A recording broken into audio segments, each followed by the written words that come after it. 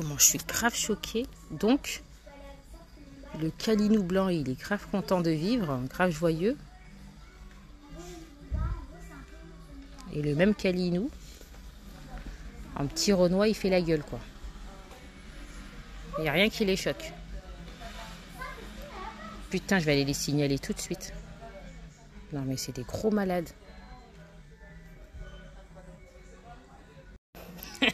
J'ai appelé la responsable, je lui ai montré. J'ai dit, écoutez, je vais aller signaler ça tout de suite. Et c'est fait par qui? Elle dit, ben, c'est la marque de la Grande Récré. Oh putain, elle était pas bien, elle a tiré une gueule. Elle dit, mais non, madame, pourquoi vous dites ça? J'ai dit, écoutez, je vais filmer ça tout de suite et le balancer sur les réseaux sociaux. Ah, je suis une vraie sorcière. Mais ils sont pas mal, franchement, ils sont pas sérieux, quoi. Bonjour. Je voulais partager l'indignation d'une maman qui, dans le rayonnage d'un grand magasin de jouets, la Grande Récré, pour ne pas la citer, a eu la mauvaise surprise de constater que les poupons d'une même collection, Calinou, avaient des expressions faciales très différentes selon la couleur de leur peau.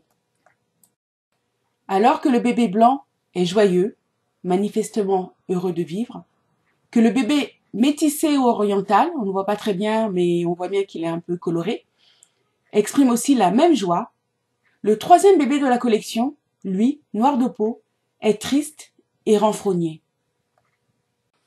Imaginez juste un instant les émotions que ce troisième poupon va provoquer chez la petite fille qui le recevra en cadeau. Va-t-elle être triste comme lui? Le prendre en pitié? Ou carrément le détester? Quand on sait combien les enfants se projettent dans les jouets anthropomorphes, c'est-à-dire à forme humaine, qu'ils manipulent, qu'il s'agisse de poupées, de petits soldats ou autres figurines, on comprend bien que ce genre de jouet est une bombe à retardement pour le psychisme de l'enfant qui le reçoit.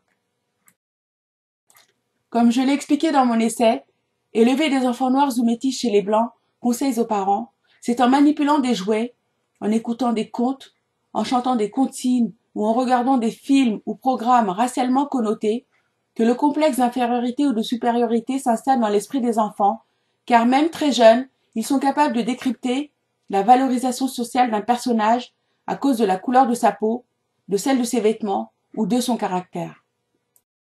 On retrouve le même schéma que dans la publicité des vêtements de la marque H&M, où le hoodie estampillé le singe le plus cool de la jungle est forcément porté par un enfant noir, alors que celui estampillé l'expert de la survie dans les mangroves convient mieux à un enfant blanc. On ne va pas me faire croire que personne, de ceux qui ont dessiné les poupées, de ceux qui ont conçu les moulages et de ceux qui ont lancé la production, n'a questionné la tristesse incompréhensible de ce poupon noir.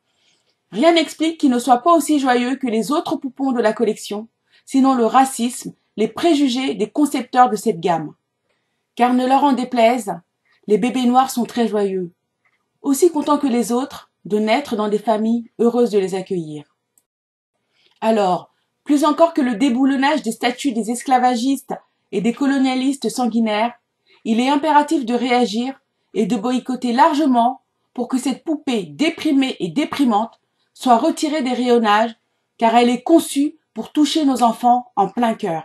Si ces thématiques identitaires centrées sur la communauté noire vous intéressent, abonnez-vous à ma chaîne, partagez mes vidéos, soutenez-moi par des pouces pour en augmenter la visibilité et activez la cloche de notification pour être informé de la publication de mes nouvelles vidéos.